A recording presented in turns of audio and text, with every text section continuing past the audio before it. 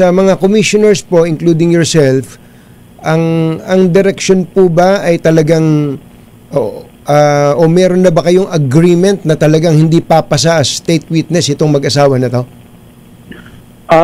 Hindi pa ho kasi mahaba pa hong proseso eh. Kaya nga po nabigla po yung mga commissioners po natin na para bang inaakusahan kaagad